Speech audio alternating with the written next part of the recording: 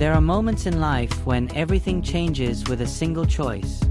For Nia Brooks, that moment came on an ordinary Tuesday night, when she stood frozen behind a kitchen door, a folded napkin trembling in her hand. She could walk away, pretend she heard nothing, go home to her father and their small, safe life. But the man sitting at table 7 was about to die, and only she knew it. What would you do? Would you risk everything for a stranger? Because that's exactly what Nia was about to do. There are moments in life when everything changes with a single choice. For Nia Brooks, that moment came on an ordinary Tuesday night, when she stood frozen behind a kitchen door, a folded napkin trembling in her hand. She could walk away, pretend she heard nothing, go home to her father and their small, safe life. But the man sitting at table 7 was about to die, and only she knew it. What would you do? Would you risk everything for a stranger? Because that's exactly what Nia was about to do. Let me take you back to the beginning. Nia Brooks was invisible. That's what being a waitress teaches you. How to move through a room without being seen, how to smile without being remembered, how to exist in the spaces between other people's conversations and laughter. She'd been serving tables at Luminaire, one of Chicago's most upscale restaurants, for 3 years. 3 years of sore feet and fake smiles. 3 years of carrying plates that cost more than her rent and pouring wine she'd never taste. She wasn't complaining. Well, maybe sometimes, in the quiet of her tiny studio apartment at 2 a.m., when her feet were throbbing and her father's medical bills were spread across her kitchen table like accusations. He had cancer. Stage 3. The treatments were experimental, expensive, and eating through what little savings they had like fire through paper. Every shift, every tip, every extra hour she could pick up, it all went into that bottomless pit of medical debt. But Nia kept going. Because that's what you do when you love someone. You keep moving forward, even when you're drowning. That Tuesday started like any other. She tied her hair back, put on her black uniform, and practiced a smile in the employee bathroom mirror. "Good evening, can I start you with something to drink?" She'd said those words 10,000 times. They didn't mean anything anymore. They were just sounds that made people give her money. The restaurant was beautiful that night. All soft lighting and quiet jazz, the kind of place where people proposed and celebrated and pretended their lives were as polished as the silverware. Nia moved through it like a ghost, refilling water glasses, taking orders, laughing at jokes she didn't find funny. Table 3 wanted their steak medium rare. Table 5 sent back their soup because it wasn't hot enough. Table 7 ordered the salmon. Table 7. That's where he was sitting. Leo Vass. She didn't know his name then, didn't know he was one of the most powerful men in Chicago's underworld. All she knew was that he was handsome in a dangerous kind of way. Dark hair, sharp suit, eyes that seemed to see everything. He was with a woman, blonde and beautiful, draped in diamonds that caught the light every time she moved. His fiancée, Nia assumed. They looked like they belonged together, like characters in a movie about rich people and their perfect lives. Nia poured their wine, took their order, and forgot about them. That's the job. You serve, you smile, you disappear. But then she had to go to the kitchen. And that's when everything changed. The kitchen door swung shut behind her, and she heard voices. Not the usual chaos of cooks shouting orders and pans clanging. Something different. Quieter. More deliberate. She was about to push through to the storage area when she heard it. Tonight. During dessert service. Nia froze. The voice was male, unfamiliar, coming from near the back entrance where the delivery trucks pulled in. She should have kept walking. Should have minded her own business. But something in that voice, something cold and certain, made her stop. "You're sure about the timeline?" Another voice, this one female, with an accent. "Eastern European, maybe. Positive. He'll be vulnerable. Distracted. Anya will make sure of that." Anya. The blonde woman at table 7. Nia's heart started beating faster. And Silas is ready? Silas has been ready for years. This is his moment. Once Leo is gone, the organization is ours. Leo. The man at table 7. The man with the salmon and the sharp suit and the woman who was planning to kill him. Nia pressed herself against the wall, her whole body shaking. She couldn't breathe, couldn't think. These people were talking about murder like it was a business meeting. Like killing someone was just another item on a to-do list. During dessert service. Tonight. In this restaurant. The crew's in position? The female voice asked. In the kitchen. They'll move when we give the signal. Make it look like a robbery gone wrong. Anya will be traumatized, the grieving fiancée. No one will suspect her. And Silas steps in to stabilize things. By this time next week, Leo Vass will be a memory, and will be running Chicago. Footsteps. They were moving. Nia stumbled backward, her mind screaming at her to run, to hide, to pretend she'd heard nothing. She burst back into the main kitchen, grabbed a tray of appetizers she didn't need, and tried to look normal. Her hands were shaking so badly she almost dropped the entire tray. You okay, Nia? Marcus, one of the line cooks, gave her a concerned look. Fine, she lied. Just tired. But she wasn't fine. She was the furthest thing from fine. Because somewhere in this building, right now, there were people preparing to commit murder. And she was the only one who knew. What do you do with information like that? What do you do when you're nobody? Just a waitress with medical bills and tired feet, and you know someone's going to die. You could call the police. But what would she say? She'd overheard voices talking about a man named Leo and a plan that sounded like a crime drama. No names of the conspirators. No proof. No evidence. Just the terrified word of a waitress who might be mistaken, who might have misunderstood, who might be wasting everyone's time.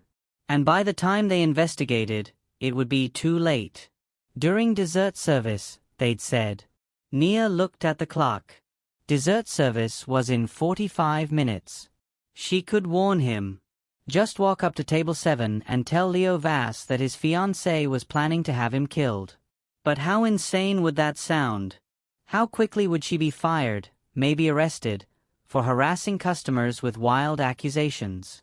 And if she was wrong, if she'd somehow misunderstood, she'd lose everything. This job was all she had. Her father needed her. But if she did nothing, a man would die. Nia stood in that kitchen, surrounded by the sounds of sizzling meat and shouted orders, and felt the weight of someone else's life pressing down on her like a physical thing. She thought about her father, about how he'd raised her to be brave, to do the right thing even when it was hard. Especially when it was hard. She thought about all the times in her life she'd been invisible, overlooked, dismissed. All the times she'd stayed quiet when she wanted to scream. And she thought about the man at table 7, eating his salmon, trusting the woman across from him, having no idea that these were the last hours of his life. Nia made her choice. Her hands were still shaking as she grabbed a clean napkin from the stack by the coffee station. She found a pen, the cheap kind they used to write down orders, and she wrote 4 words in messy, desperate handwriting. They're going to kill you. She stared at those words. They looked insane. Melodramatic. Like something from a bad movie. But they were true. She knew they were true. Nia folded the napkin, pressed it between her palms to stop them from trembling, and walked back into the dining room. The soft jazz was still playing. People were still laughing, still eating, still living their beautiful, oblivious lives. And at table 7, Leo Vass was cutting into his salmon while his fiancée smiled at him across the table. Nia approached with a water pitcher, her professional smile locked in place even though she felt like she might throw up. How is everything this evening? Her voice sounded normal. Steady. How was that possible? Excellent, Leo said, glancing up at her. His eyes were dark, intelligent. There was something about him, a presence, an intensity, that made her understand why people followed him. Why people feared him. Wonderful, Nia said. And then, While reaching across to refill his water glass, she let the folded napkin fall beside his plate. Just a small white square, barely noticeable. "I'll check back in a few minutes." She walked away. Her legs felt like water. She didn't look back. Couldn't look back. If she did, she might lose her nerve, might rush back and grab the napkin before he saw it. But then she heard it. The sound of paper unfolding. And when she finally allowed herself a glance over her shoulder, she saw Leo Vass staring at the napkin in his hand. His entire body had gone still. Dangerous. Then his eyes lifted, scanning the restaurant until they found her. Their eyes met across the crowded dining room. In that moment, Nia saw recognition there. Not of her, but of the truth in her words. He believed her. And that's when she knew there was no going back. She'd just thrown herself into a world she didn't understand, with people who killed as easily as they breathed. She'd made herself visible to the most dangerous man in Chicago. The rest of the evening passed in a blur. Nia tried to work normally, tried to take orders and serve food and pretend everything was fine. But she kept watching Table 7. Watching as Leo leaned in close to Anya, as his hand moved beneath the table. Was he armed? Watching as his eyes tracked every person in the restaurant with new suspicion. He knew. And now he was waiting. Dessert service began at 9:30. Nia was clearing table 4 when she heard the first sounds of chaos from the kitchen. Shouting. Something breaking. She turned just as the kitchen doors burst open and 3 men in dark clothing rushed into the dining room, guns drawn. The restaurant erupted into screams. But Leo was already moving. He flipped the table toward the gunman, using it as a shield, and Nia watched in shock as he pulled a gun from inside his jacket. He moved like violence was a language he spoke fluently. Fast, brutal, precise. Shots fired. People screaming, diving under tables. Anya was screaming too, but Nia noticed she was moving away from Leo, not toward him. Abandoning him. One of the gunmen went down. Then another. But more were coming through the kitchen. This wasn't just a hit, it was an assault. They'd expected resistance. They'd expected Leo to fight back. And then Leo's eyes found Nia, frozen near the bar, and she saw him make a decision. He crossed the restaurant in seconds, glass crunching under his feet, and grabbed her wrist. "You're coming with me." "What?" "No, You warned me. That makes you involved. If I leave you here, they'll kill you to tie up loose ends. Move. Now." He dragged her toward the back exit, still firing at the men pursuing them. Nia's mind couldn't process what was happening. This was her workplace. This was where she served salmon and smiled at customers. Now it was a war zone, and she was running for her life. They burst out into the alley behind the restaurant. Leo's car was there, a black Mercedes that looked like it cost more than Nia would earn in 5 years. He shoved her into the passenger seat and peeled out into Chicago traffic, tires screaming. Nia sat there, her whole body shaking, her ears ringing from the gunfire, and realized her life as she knew it was over. She tried to save a stranger, and now she was speeding through the city with a man whose world was violence and power and death. She looked at Leo. His jaw was tight, his hands steady on the wheel despite the blood on his sleeve. He just killed people. Multiple people. And he looked calm. Focused. "Who are you?" Nia whispered. Leo glanced at her, and there was something almost like respect in his eyes. "The man you just saved. And now, whether you like it or not, you're in this with me." The city lights blurred past the windows. Behind them, sirens were already wailing. And Nia Brooks, invisible waitress, drowning in debt and desperate to save her father, realized she'd just become visible in the most dangerous way possible. She'd stepped into the light. And there was no stepping back into the shadows now. They drove in silence for 20 minutes. Nia couldn't speak. Couldn't think. Her mind kept replaying the scene in the restaurant. The gunfire, the screaming, the bodies hitting the floor. She'd seen people die tonight. Actually die. And the man sitting beside her, driving like they were on a casual evening cruise, had killed them. She should be terrified of him. And she was. But there was something else too, something she couldn't name. He'd saved her life. Grabbed her when he could have just run. Why? Where are we going? Her voice came out small, broken. Somewhere safe, Leo said. His voice was calm, controlled. Like the chaos they just escaped was just another Tuesday for him. Maybe it was. They left the city behind, heading north along the lake. The buildings grew farther apart, replaced by trees and darkness. Nia watched her phone light up with texts and calls. Probably the restaurant, probably the police, probably everyone wondering where she was and what she'd seen. She didn't answer any of them. Finally, Leo turned down a private road marked only by a small stone marker. They drove for another mile through dense woods until the trees opened up to reveal a compound. That's the only word for it. High walls, security cameras, guard towers. A fortress on the edge of Lake Michigan. "Welcome to my home," Leo said, pulling up to a gate that opened automatically. "You'll be staying here until this is resolved." "Staying here?" Nia's voice rose in panic. "I can't stay here. My father, he needs me. His medication, his treatments." "Your father will be taken care of." Leo parked in front of a massive house, all glass and steel and money. "I have people who'll make sure he gets everything he needs. But you can't go home, Nia. They know who you are now. They saw me take you.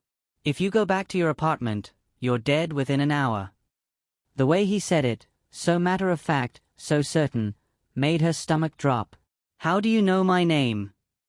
He looked at her then, really looked at her, and she saw the intelligence behind those dark eyes. "You wore a name tag.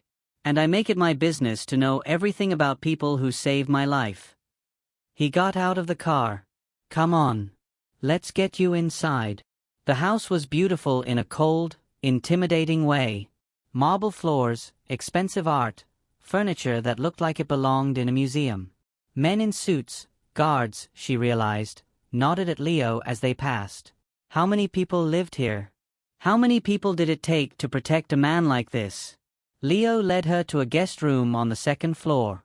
It was bigger than her entire apartment. "There's clothes in the closet that should fit. Bathrooms through there. Don't try to leave. For your own safety." "Am I a prisoner?" Nia asked, hating how her voice shook. Leo paused at the door. "You're a witness. And an asset. You heard them planning this. You know details I need. So no, you're not a prisoner. You're a protected investment." He studied her face. "Get some rest. We'll talk in the morning." But Nia couldn't rest. She paced the room, her mind racing. She tried her father's phone, straight to voicemail. She tried the nurse at his care facility. No answer.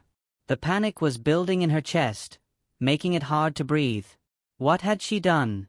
She'd tried to save one life and now her own was falling apart.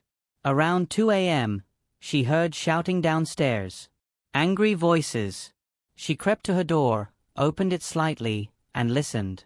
"Tracked us here." That was Leo's voice, furious in a way that made her blood run cold. "How?" "We swept the car, the girl, everything." Another man's voice. "Check again.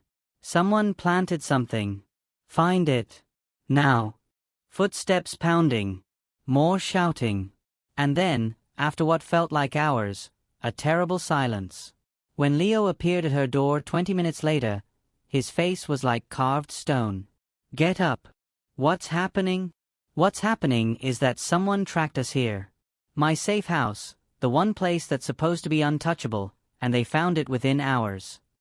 He grabbed her arm, not roughly but firmly. "Come with me." He dragged her downstairs to a room filled with monitors and computer equipment.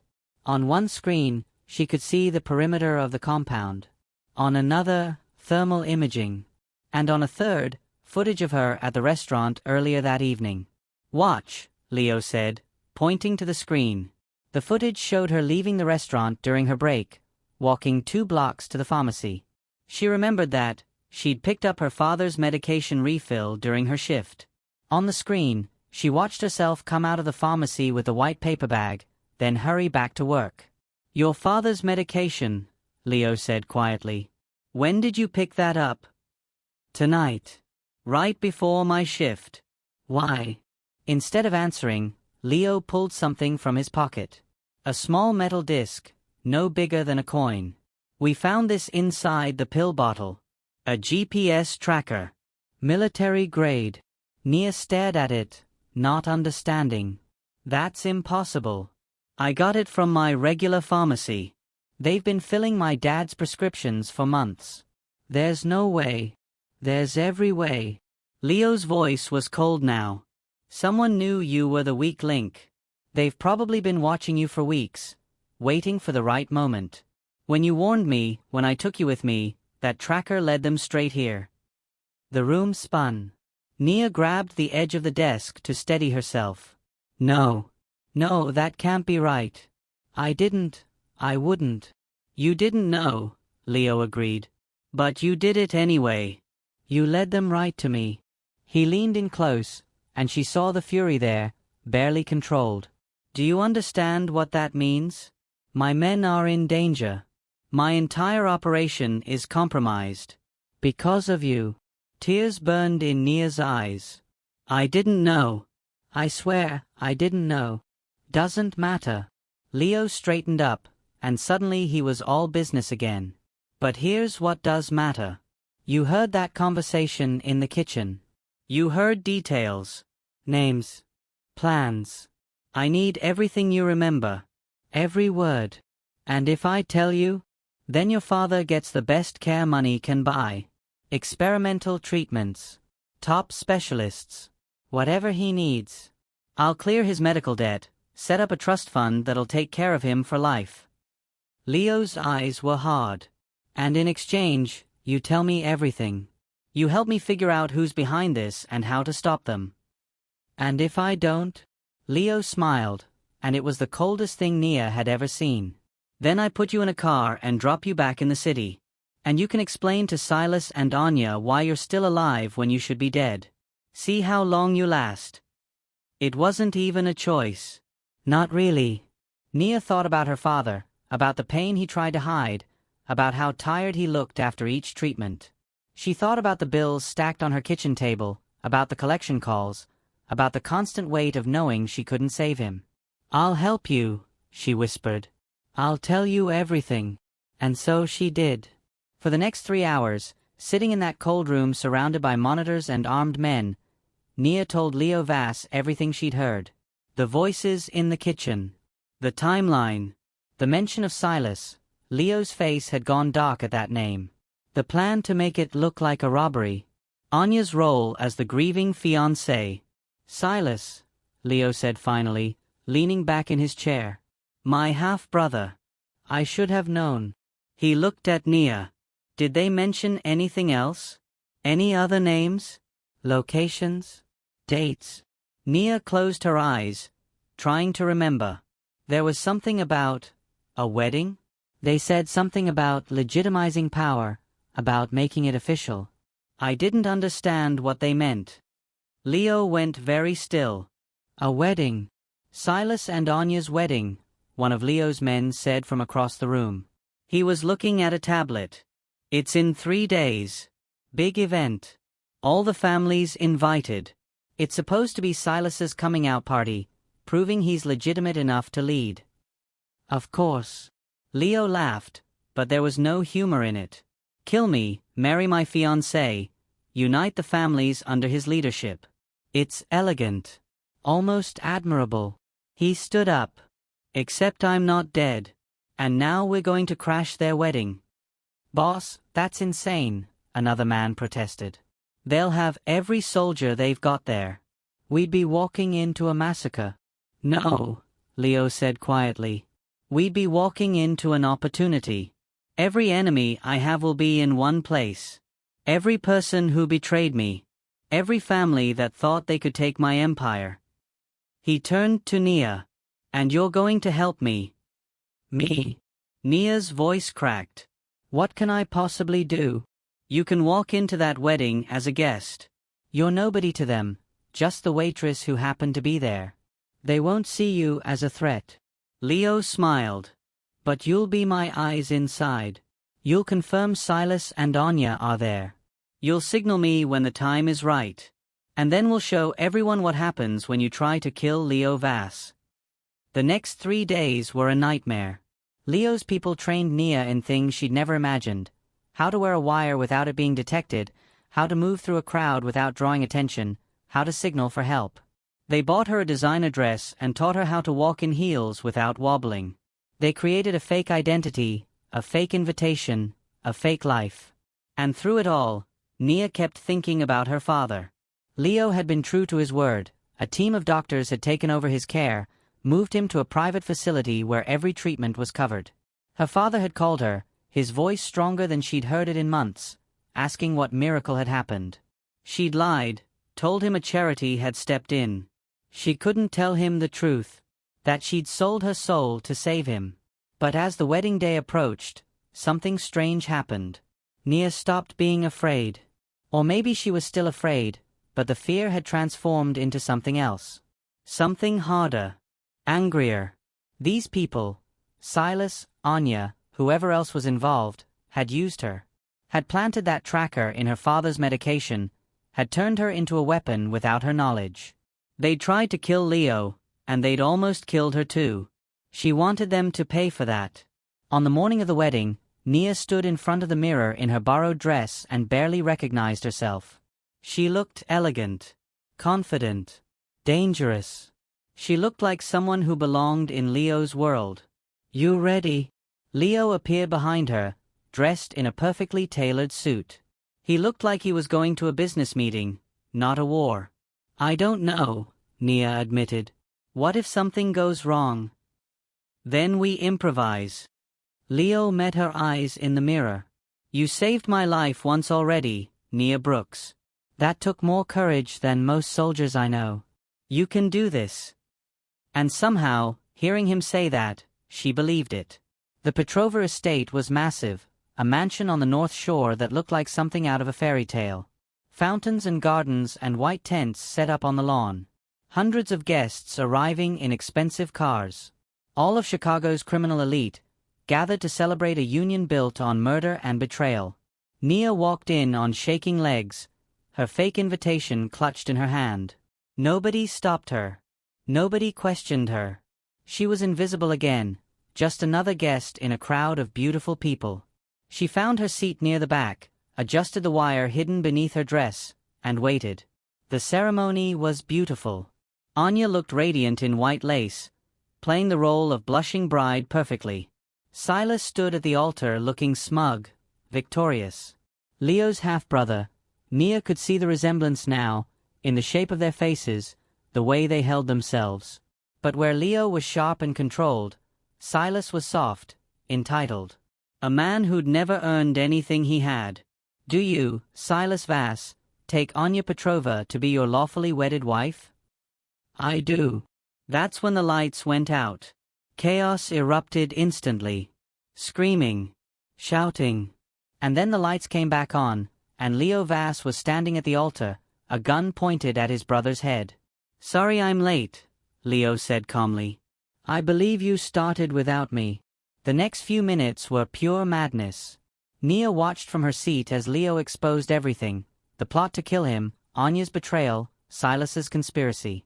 He had evidence, recordings, proof of every crime. The assembled crime families turned on each other, old alliances crumbling as the truth came out. And then someone pulled a gun. After that, it was war. Gunfire exploding through the tent. Guests diving for cover. Nia dropped to the ground, her heart pounding, as bullets tore through the white fabric above her head. She crawled toward the exit, toward safety, but then she saw Anya. The blonde woman was moving through the chaos with deadly purpose, a small pistol in her hand, heading straight for Leo while he was occupied with Silas. Nobody else saw her. Nobody else could warn him. Nia didn't think. She just moved. She grabbed a champagne bottle from a fallen table and swung it with everything she had. Anya went down hard, the gun skittering across the floor. And then Anya was up again, fury in her eyes, lunging at Nia with a knife that appeared from nowhere. They fought. Actually fought. Nia, who'd never hit anyone in her life, fighting for survival against a woman trained to kill. They crashed through tables, through flowers, through all that beautiful wedding decoration. Nia's dress tore. Blood ran down her arm. But she didn't stop. And when Anya raised that knife for a final strike, Nia grabbed the fallen pistol and pulled the trigger. The sound was deafening. Anya's eyes went wide with shock, then empty. She collapsed, and Nia stood there, the gun still smoking in her hand, unable to process what she'd just done. Nia. Leo was there, pulling her away. We have to go. Now. The estate was burning. Someone had set fires during the chaos, and the flames were spreading fast. Leo dragged her through the smoke and violence, past bodies and broken dreams, until they reached his car. They peeled out as the mansion collapsed behind them, a funeral pyre for everyone's ambitions. They drove back to the compound in silence. Nia's hands wouldn't stop shaking. She'd killed someone. She'd actually killed someone. The image of Anya's face, of that moment of surprise before the light left her eyes, would be burned into Nia's memory forever. You did what you had to do, Leo said quietly. She would have killed you. Killed me. You saved us both. I murdered someone. You survived. Leo pulled up to the house and turned to face her. There's a difference. In my world, you learn that fast, or you die. Over the following weeks, things settled into a new reality. Leo had reclaimed his empire, stronger than before. The families that had supported Silas were either destroyed or brought back into line. And Nia's father was thriving, the treatments were working, the color returning to his face, hope returning to his eyes. Nia could have left. Leo had offered several times. A new identity, money to start over, protection wherever she wanted to go. But every time she thought about leaving, something stopped her. She wasn't that invisible waitress anymore. That girl had died in the restaurant, the moment she'd written those 4 words on a napkin. The woman who remained had killed to protect someone she cared about. Had walked through fire and violence and come out the other side. Had discovered she was stronger than she'd ever imagined. One evening, she found Leo on the terrace overlooking the lake. The sun was setting, painting the water gold and red. He looked peaceful in a way she'd never seen before. I'm staying, Nia said. Leo turned, surprise flickering across his face. You're sure? I'm sure. She moved to stand beside him. I don't fit in my old life anymore. That girl who served tables and smiled at strangers, she's gone. This world, your world, it's terrible and violent and wrong. But it's honest. Nobody pretends to be something they're not. And somehow, that's better than all those polite lies I lived with before. You'll be a target, Leo warned. Everyone will know you're with me. They'll try to use you against me. Let them try. Nia met his eyes. I'm not afraid anymore. Or maybe I'm still afraid, but I'm done letting fear control me. I saved your life once. And you saved mine. That means something. Leo smiled.